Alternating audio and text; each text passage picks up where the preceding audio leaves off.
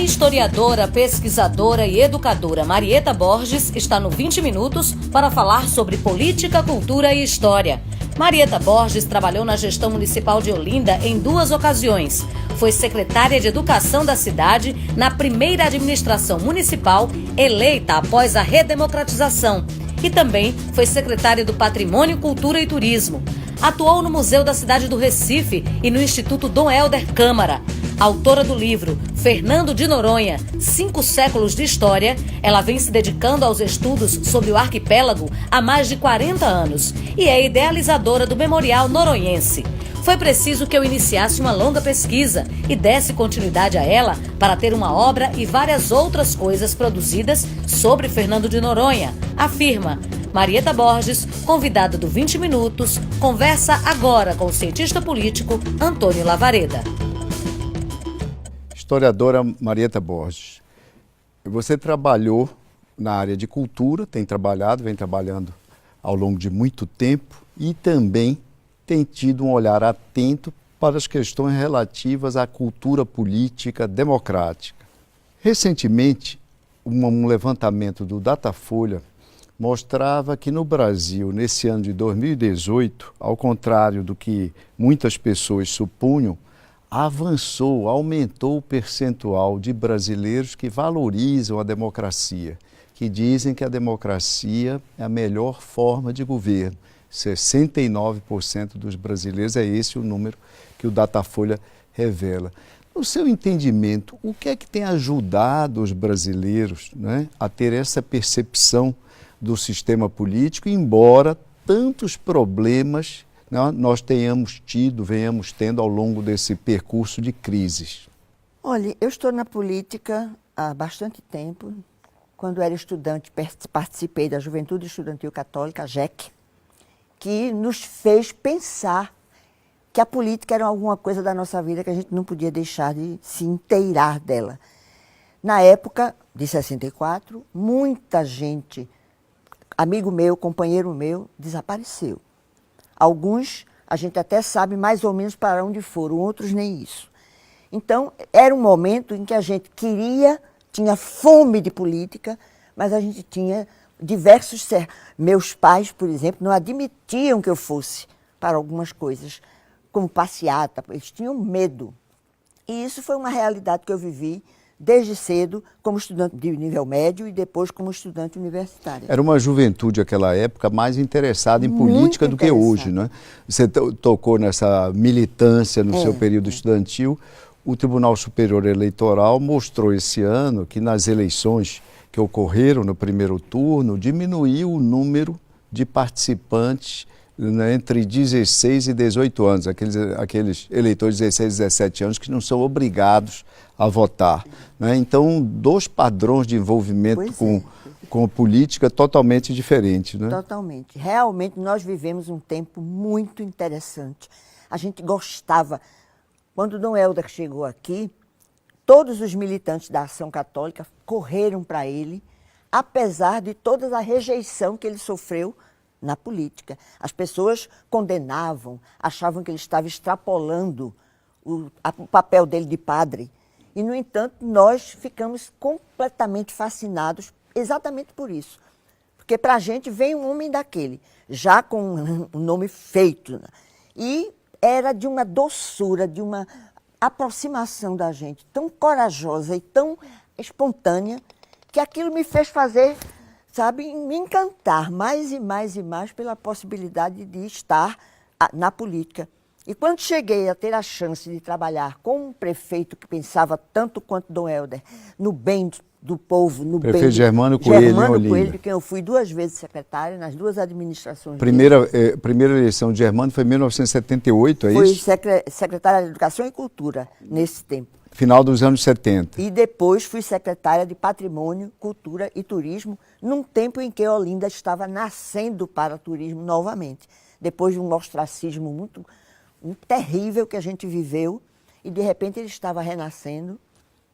Hoje eu não sei exatamente como está, mas eu vejo de perto, porque eu participo de um movimento religioso em Olinda, na mais antiga igreja carmelita das Américas, que é a de Olinda. Que é a de Olinda. Que as pessoas não sabiam disso, nem valorizavam. Ela ficou fechada, o IFAM ocupou durante algum tempo, e a gente criou uma turma de resistência que lutou para trazê-la de volta para Olinda. Então está hoje funcionando todos os domingos, faz casamento, faz tudo, e é uma maravilha. De lá se avista o mar, de lá se avista a praça lá embaixo, é uma coisa encantadora. É nesse tempo que você está nos descrevendo, com suas memórias, que basicamente é o período ali do regime militar, do regime autoritário, havia uma relação bastante estreita entre cultura, entre os participantes dos movimentos culturais e a atividade política. Sim. Muitos jovens, inclusive, chegavam à política vindo provenientes de atividades, de sua inserção em movimentos culturais. Como é que você vê hoje essa relação entre cultura, movimentos, iniciativas culturais e política?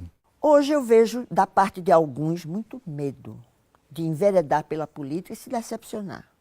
Eu vejo pessoas que, não quero me meter com política. Política não é flor que se cheire, alguém já me disse. Como se ser político fosse uma mácula na pessoa. Não é? No entanto, eu conheci políticos extraordinários. Também conheci alguns que nem recomendaria lembrar deles. Mas conheci políticos extraordinários, inclusive fui secretária 2 vezes do político Germano Coelho, que era um homem em quem eu acreditava.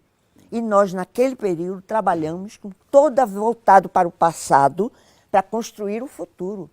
A Germana era um intelectual que estava na política, né? Um professor universitário, foi professor aí de muitas pessoas, de muitas gerações, etc. E a família toda é uma família de muita força, né? De política. Essa experiência sua de secretária de Cultura e secretária de Patrimônio em Olinda, né? Quais foram as lições, né, que você extraiu dessa experiência, do ponto de vista da possibilidade de se utilizar no bom sentido, a administração de uma cidade, não é, do município relevante, como Olinda é, para alavancar, para ajudar a transformar a vida da sociedade, a vida das pessoas que moram ali? Isto foi um empenho muito grande, não só na cultura. Nós temos universidades, faculdades em Olinda, nós temos escolas religiosas, muitas escolas, inclusive o São Bento, que foi uma escola muito forte todo o tempo, né? E as suas filiais, não filiais, mas as suas outras casas beneditinas, lá em cima na academia, lá embaixo no Imaculado, também do ramo beneditino. Isso tudo eu me aproximei de todos, porque eu fui aluna beneditina a minha vida inteira.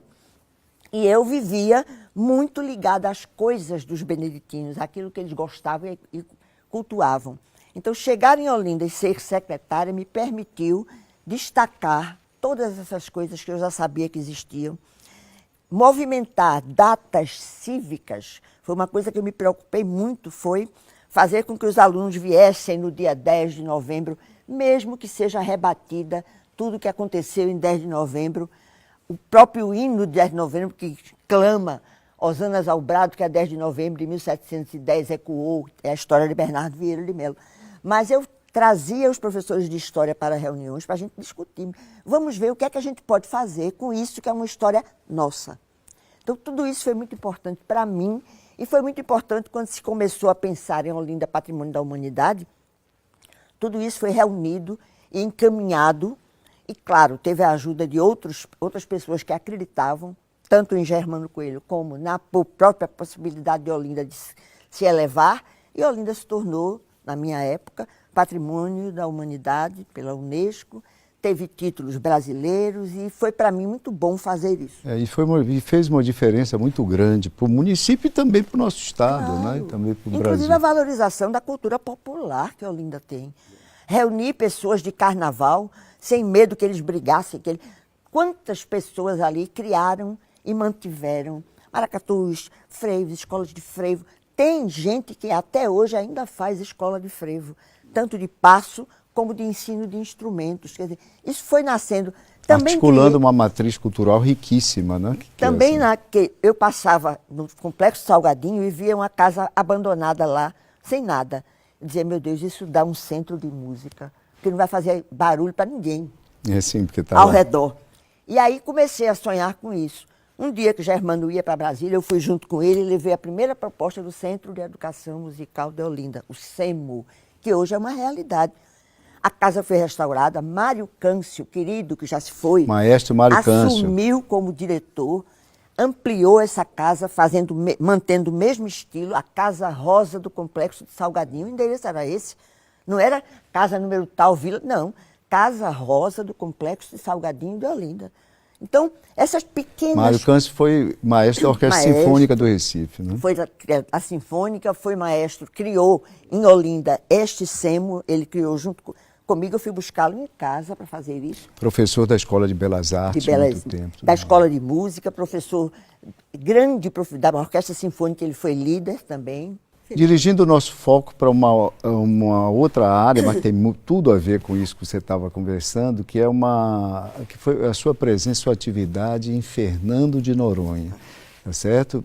Eu gostaria de saber de você qual foi o período, né, para que nossos espectadores acompanhem, qual foi o período que você esteve em Fernando de Noronha, né, a área que você ocupou na administração da ilha, do município, e começar a recuperar para nós, né, para os espectadores aqui do programa, o seu conhecimento sobre a história, onde é que a política do Estado e do Brasil se encontram com Fernando de Noronha. Mas a historiadora Marieta Borges vai responder essa questão e comentar conosco a sua vivência em Fernando de Noronha e suas pesquisas sobre a ilha no próximo bloco. Fique com a gente.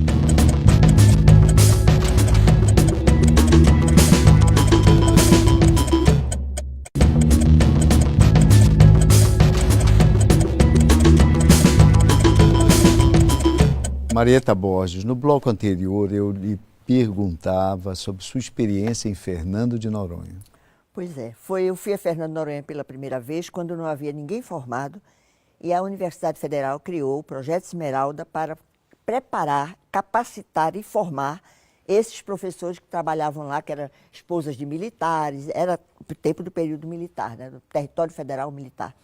E aí fui convidada por uma das pessoas, pela minha experiência aqui no Recife, trabalhando em escolas com os cursos pedagógicos. Trabalhei em várias escolas, inclusive no IEP. Quando descobriram essa minha vocação para trabalhar com o magistério, me levaram para lá. E eu cheguei e fiz tudo o que me foi possível, dando as aulas que eu tinha que dar e indo além quando eu podia ajudar em alguma coisa. Por exemplo, havia uma moça que fazia pastoril, só sabia 3 jornadas. Conversando comigo, eu disse, olha, eu sei 36. Se você quiser, eu gravo para você. Como grava para mim? Eu disse, você me dá uma fita, eu tenho um gravador e a gente faz. Eu sou percussionista também, né? Toda a vida sobrava para mim o bongô, o que fosse de percussão. Eu então gravei batucando na mesa e fiz uma gravação de 36 jornadas, que durante muito tempo foi a forma que eles tiveram de fazer pastoril. Até chegar uma professora de música que preparou as partituras, fez um livrinho bonitinho e daí em diante, hoje Fernando de Noronha sabe fazer pastoril, não só dançar pastoril, mas cantar as jornadas. Eu fui pastorinha a minha vida toda, fui contramestra coroada, fui tudo que tinha direito. E depois dessa experiência no período militar, na redemocratização, quando Fernando de Noronha se incorpora ao Pernambuco, ao território eu já de Pernambuco? estava trabalhando, meu trabalho começou na década de 70. À medida que eu ia descobrindo coisas, eu ia reunindo para escrever um dia. O primeiro livro que eu escrevi foi Lendas e Fatos Pitorescos. Fernando de Noronha, Lendas e Fatos Pitorescos. Esse livro foi aprovado pelo MEC, não havia MINC, para ser editado na primeira edição por eles. E depois, com a condição que ele fosse verde, só porque era Fernando de Noronha. E esse livro, nós tivemos 3 edições, a do MEC, mais 2 outras, e agora ele está praticamente se esgotando, porque a editora acabou, a editora que fez com ele, que ele foi, sabe? Então aí estão todas as lendas, 10, e todos os fatos curiosos que aconteceram lá e que eu consegui reunir nesse mesmo trabalho. Tem uma coisa, falando de Fernando de Noronha e algumas curiosidades e em alguns momentos a história política nossa, né, passou por Fernando de Noronha, passou com algumas lideranças políticas que ficaram detidos na ilha, né, durante anos. Em 1938 teve a prisão política. Nesse tempo, muita gente conhecida no Brasil inteiro foi para lá. E eu tenho essas imagens todas, né? E em 64... Barbosa Lima Sobrinho estava aí. Foi lá, Barbosa Lima, Gregório Bezerra, eu fui para lá. Barbosa Lima, que depois viria a ser eleito em 1947 governador de Pernambuco. Miguel Arraes foi para lá preso. Depois do Então, golpe no militar. livro eu coloquei ele preso, como preso mesmo, e coloquei ele tomando posse. No lugar onde ficou preso, que hoje é uma empresa de mergulho. Então, essas coisas que eu pude fazer, me encantaram fazer.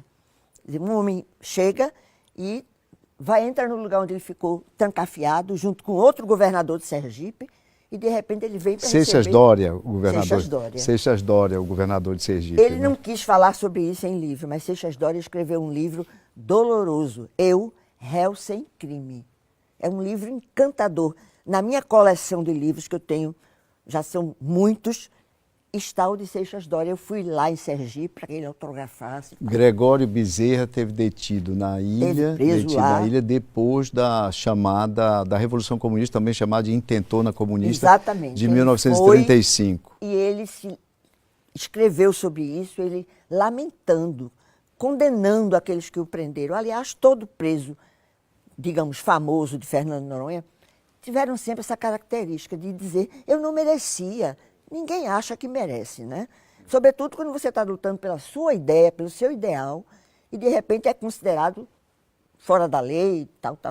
E a ilha, que é vista como paradisíaca, né, para quem vai lá em divertimento, etc., e de fato mas por outro lado, ficar detido, ser prisioneiro numa ilha... Já está preso geograficamente, né, e fica distante de familiares, dificuldade de acesso, sobretudo naquela época em que não havia voos regulares, etc. Não havia. As pessoas ficavam... Era navio. Segregadas, basicamente, e totalmente inaccessíveis para os seus familiares, para os seus amigos. Existe um livro de 1930 de um jornalista que é Fora do Mundo.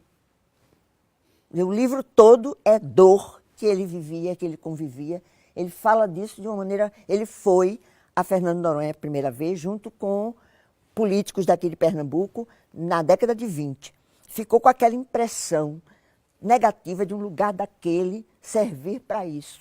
E conversou com alguns presos e tal. Guardou isso para escrever na década de 30. Então, eu tenho esses livros todos como uma forma de provar, para quem quiser, quem discutir, quem achar que isso é invenção. Não é invenção. Ali. Com a experiência que você teve de morar, de passar todo esse tempo na ilha, você acha que os nativos da ilha, né? A quantidade, são quantos milhares? 2? Hoje são 3 mil, mais ou menos. 3 mil. Mas não são nativos, hein? Quer dizer, eles Todo mundo foi de algum lugar. Eles são chamados de nativos, mas na verdade poucos nasceram ali. Na verdade, alguns só alguns nasceram. Uma parte, porque não pode, nem pode mais nascer ninguém em Noronha. Porque não tem maternidade. Não tem maternidade, não tem condições. Então... Mas o que eu lhe perguntando, você acha que há uma boa apropriação dessa memória cultural da própria ilha pelos chamados nativos, pela população que mora ali? Olha, eles ajudam nessa preservação? Esse conhecimento é disseminado pelos moradores? Eles têm muito orgulho, os que nasceram ali, das lendas que Fernando de Noronha tem, que eles não sabiam, só sabiam da Alamoa, que foi representada na Mangueira, em 95, ela colocou a ideia do meu livro, das lendas do meu livro, na avenida. Sinteticamente, essa Alamoa... A Alamoa é uma mulher loura e linda, sedutora. Alguns pensam que ela é sereia, outros pensam que ela é um ente do outro mundo, mas seria alguém que chegaria perto e cercaria a pessoa até matá-lo. O final... Parte disso serviu de inspiração para uma minissérie de uma emissora de televisão. Teve uma minissérie que desvirtuou um pouco. Desvirtuou, mas se apropriou de uma mulher sereia. Em cordel, em poesia normal, em tudo. Em imagens feitas por artistas. Na minha porta tem Luiz Jasmin, fez uma bela Alamoa, e meio misturada com o mar e tal. Quando eu abro a porta, dou com essa Alamoa todo dia. Nessa fase em que Fernando Noronha já pertencia a Pernambuco, qual era a sua função do ponto de vista administrativo específica? Eu sempre trabalhei na condição de historiadora.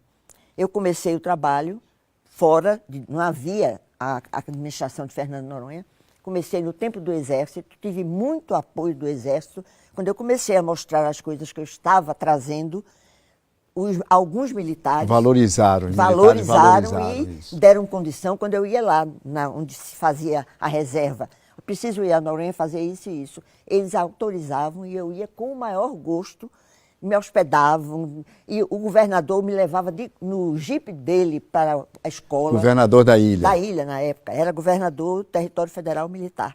Quando passou para Pernambuco, foi uma luta grande, foi o pessoal todo de Noronha para Brasília e tal. Foi o final do governo de Fernando Mesquita, governador. Isso foi no período da Constituição, de 1988. Daí, já voltou para Pernambuco e aí teve que se arrumar a casa. Muita gente não sabe, mas Fernando Noronha tem um conjunto, né, de leis, de disposições legais bem diferente do resto do país. Né? Tem um conselho de representantes, não é exatamente uma Assembleia Legislativa. Assembleia Popular Noronhense e um conselho que faz toda a administração, como se fossem vereadores. Tem regras de restrição sobre propriedade e negócios. Né? Hoje é uma coisa muito diferente daquilo que era, porque antes não havia em que se basear para cuidar de uma ilha que tem uma ilha principal ocupada, as demais não. No arquipélago, né? No arquipélago. As outras ilhas não mora ninguém, nem pode. Mesmo que defronte da ilha principal esteja o Forte de São José do Morro, lindo de ver, escadinhas para subir, no tempo dos militares subia-se. E agora vai fazer o quê? Como é que a gente vai explorar esse forte, mandar limpar, tratar? Então eu estou tentando trabalhar na cabeça da minha estagiária que está interessada em fazer os fortes. Escolha São José. É a hora da gente voltar lá, porque nunca mais ninguém voltou. Subir, claro, é um risco grande. Historiadora Marieta Borges, muito obrigado por conversar com a gente. Obrigado a você que nos assistiu. Envie suas sugestões e até semana que vem com mais um 20 Minutos. Muito obrigado. Valeu. Valeu.